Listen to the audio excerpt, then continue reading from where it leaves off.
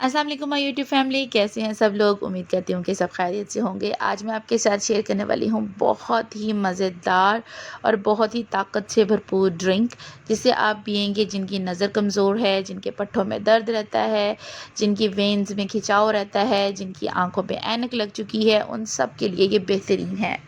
चलें जी, बनाना स्टार्ट करती हैं। एक पैन लेंगे, फ्लेम को कर देंगे मीडियम।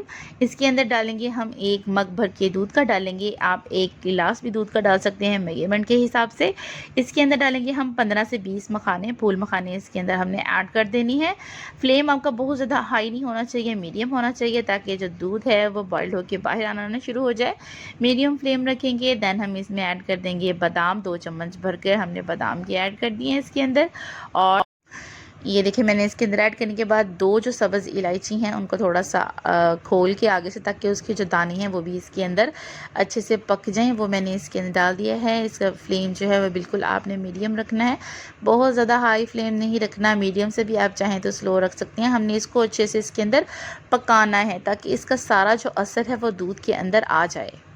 देखिए, इसका हल्का सा कलर चेंज होना भी शुरू हो गया। देन हम इसमें ऐड करेंगे 1 चम्मच भर के देसी घी का मैंने इसके अंदर शामिल किया है, जो मैंने घर में आपको बनाना सिखाया था। 1 चम्मच ये घर का बना हुआ देसी घी है, ये मैंने इसके अंदर डाल दिया है। ये जो हमारी वेन्स को खिंचाव होता है, जो हमारी जो टांगों में ऐसे बेताकती सी होती है, ये उसके लिए बेस्ट है।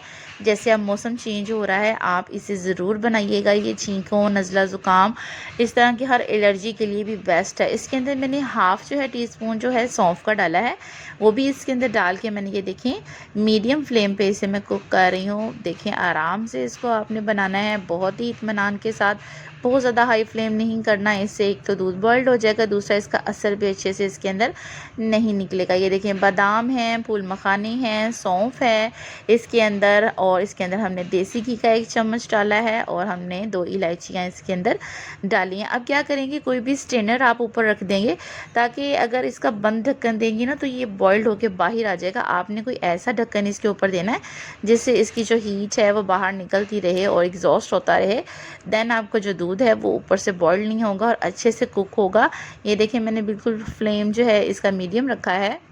अच्छे से पकाने के बाद मैंने इसे मग में बाहर निकाल लिया है। इसके अंदर ऐड करूँगी मैं 1 चम्मच भर के शहद का।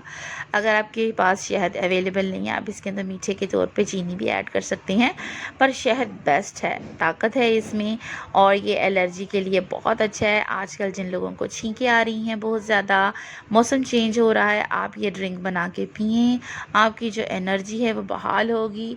ताकत है इसमें, आँखों के लिए, दिमाग के लिए, बालों के लिए, हर चीज़ के लिए, क्योंकि फूल मखानों के अंदर जो कैल्शियम है वो कैल्शियम से भरपूर हैं। आप इसे चाहें तो ऐसे ही चम्मच के साथ खा सकती हैं साथ साथ, और दूध पी सकती हैं।